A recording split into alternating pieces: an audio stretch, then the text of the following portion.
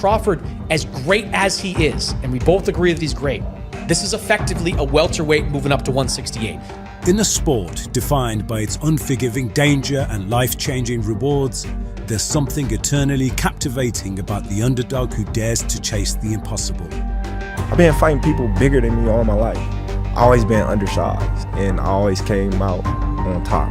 And this September, the boxing world will witness a showdown soaked in legacy, ambition, and risk as two pound-for-pound greats collide for the undisputed super middleweight championship of the world.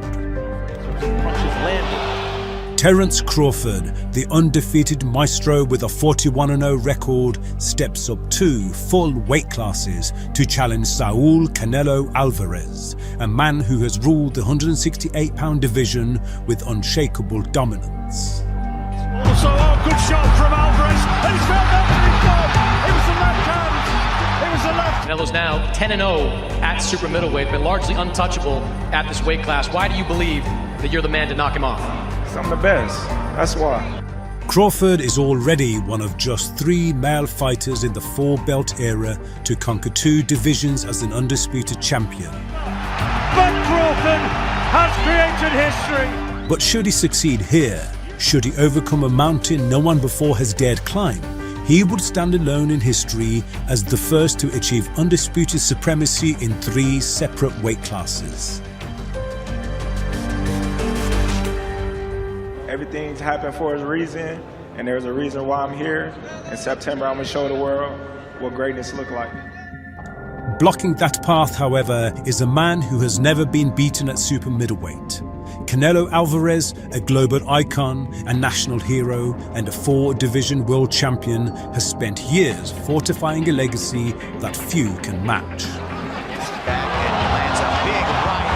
And while recent defenses may have lacked the edge that once made him ferocious, this challenge, this unique audacious threat, could reignite the fire that originally built his legend.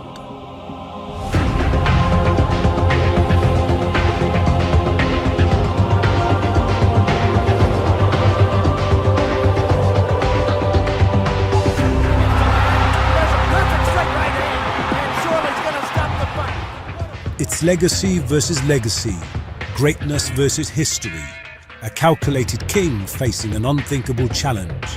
And on fight night, the stakes could not be higher. Welcome to the Canelo Alvarez versus Terence Crawford Fight Countdown.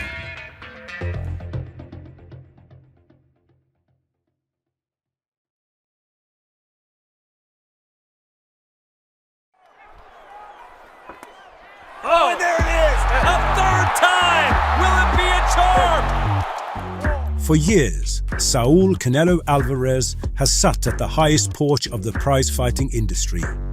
A global superstar capable of commanding the sport's biggest purses. Blocking those shots, believing. Oh, and 1-2, and down goes Yilbrook! While he may no longer occupy the top pound-for-pound slots, there's no question that he still remains boxing's most marketable and sought-after champion. Canelo!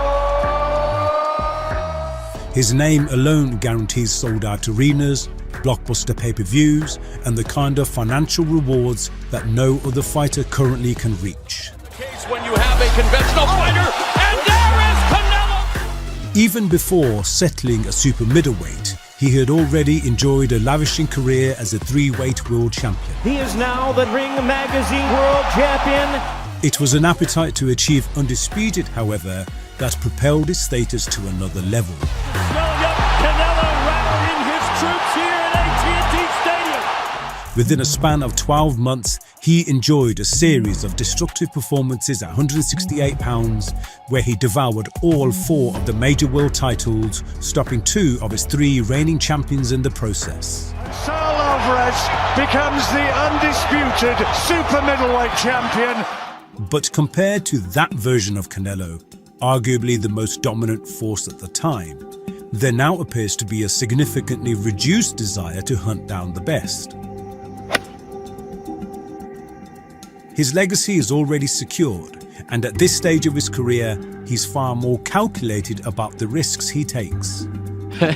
I like challenge. That's made me feel alive. The last time he rolled the dice after riding high on the wave of his undisputed run, was against Dmitry Bivol, stretching the limits of weight jumping and failing in his attempts to dethrone the then WBA light heavyweight champion.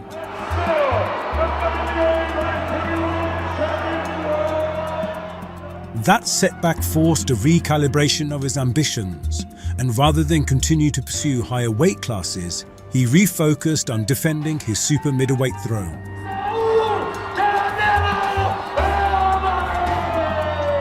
He began by closing his trilogy with an aging Gennady Golovkin, a fight that, while part of a storied rivalry, was not something the fans were clamoring for given Golovkin's obvious decline.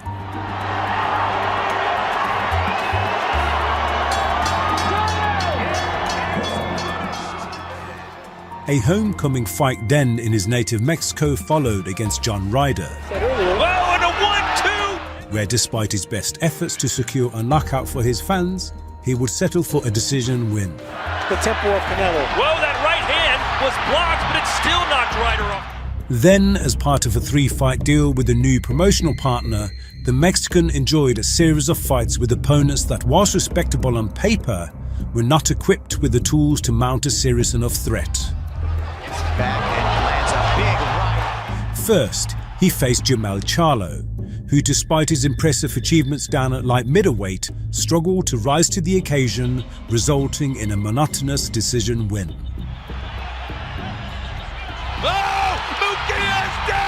Next came the spirited and courageous Jaime Munguia, another former light middleweight champion that at best offered a more lively challenge, but ultimately falling short on the cards also. And finally, against the fairly green but energetic Edgar Berlanga, Canelo secured yet another decision victory, closing out 2024 as still the clear leader of the super middleweight division. Show respect. Absolutely. There's a man in Canelo. A legend who recognizes another young beast. At 34 years of age and 67 fights into an incredible career, Canelo is fully justified in a more judicious approach to selecting his opponents. And after a routine win over Williams School in May, Canelo has retrieved the IBF title that he was stripped of just last year, restoring his status as the undisputed champion of the division. Canelo!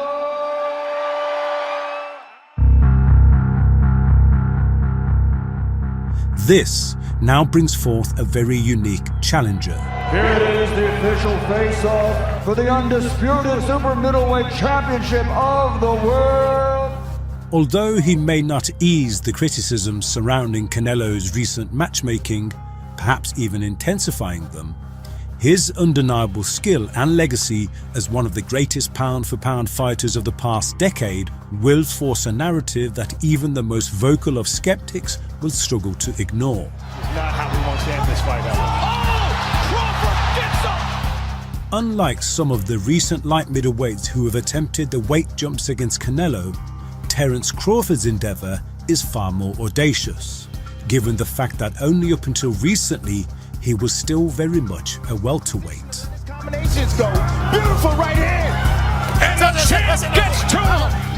More astonishing is that his career in fact began 12 pounds further south of welterweight, where he spent 25 fights becoming the WBO and Ring Magazine lightweight champion of the world. The new, there it is, Terence Crawford. Wow, weight champion of the world. He then spent the next 7 fights campaigning at super lightweight, where he scooped up all of the major world titles to not only become the division's first ever 4-belt undisputed champion, but also the first fighter in the entire sport to achieve the feat since Bernard Hopkins in 2004. The undisputed champion of the world. At this point, Crawford had established himself as a pound-for-pound contender that was ready to make the leap to welterweight to enjoy what could be the best years of his career.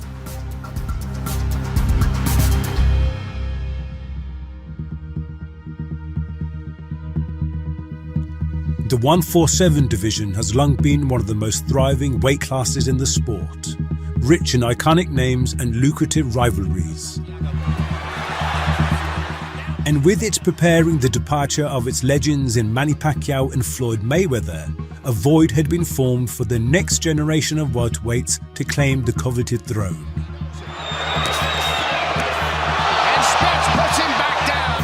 At the forefront was Errol Spence Jr., who after winning his first world title in May of 2017, was being primed for superstardom by a powerful promoter with a strong hold over the division.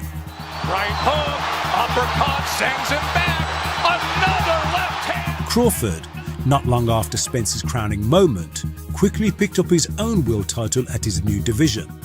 And thus began a fascinating rivalry where over the next 5 years both men annihilated all of their nearest challengers en route to a mega high-profile undisputed showdown. 12 rounds to decide who, in all probability, is the outstanding pound-for-pound fighter in the world today. I think Crawford's having a look. The aftermath of Crawford's victory was seismic. Finally, the widespread recognition and praise that had eluded him for so long poured in, as the boxing world and casual fans alike realized just how extraordinary his abilities were. But Crawford has created history. Though he had already been a prominent name in the sport, the way he handled Spence made him an overnight superstar. And his newfound status opened doors to more opportunities as he was immediately afforded a title shot in his next weight up against the WBA 154-pound titleist Israel Madrimov, in a chance for Crawford to become a 4-weight world champion. Madrimov himself was an immensely skilled and talented proposition. As a dangerous, undefeated champion, he was arguably a tougher matchup than Spence, and the risk was compounded further by his relative anonymity. He's just getting stoicism and counter punches like that. Nice left hand down the middle from Crawford. And sure enough, he gave the man from Omaha perhaps the best tactical challenge he had ever faced. Nice overhand right there from Madrimov. A constant bounce to his step and unorthodox movement made the Uzbek a difficult target to time and calculate. But a healthy dose of body shots and selective counters allowed the 36-year-old American to contain the energetic Madrimov to secure a competitive 12-round decision. From Omaha, Nebraska, USA, he is the new. In terms of styles and skills on display, this win was as good as any in Crawford's long, decorated career.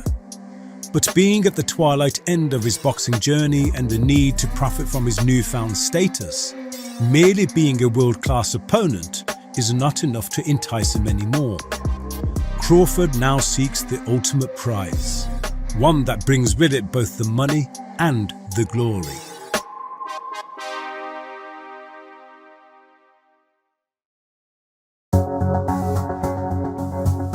I wanted to go from 147 to 168 just because I want to challenge myself.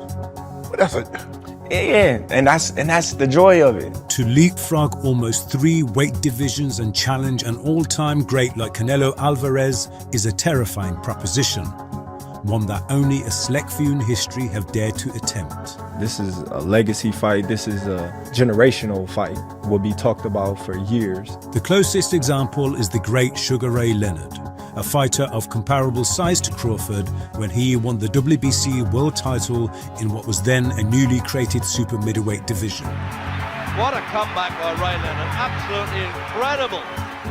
For Crawford, the former welterweight icon is the exact type of level he believes he should aspire towards. I feel I got the speed over Canelo. I got the reach over him. You know, he might got the size, the power. I got the better skills.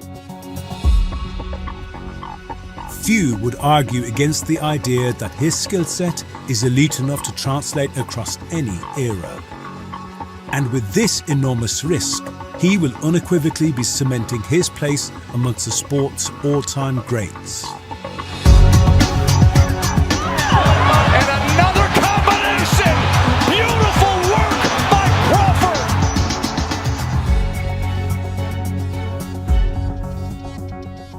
Terence Crawford's name keeps coming up, and I know he's a lot smaller than you. Is that a fight that you would ever consider under any circumstance? You know, I always say if the fight make sense, why not?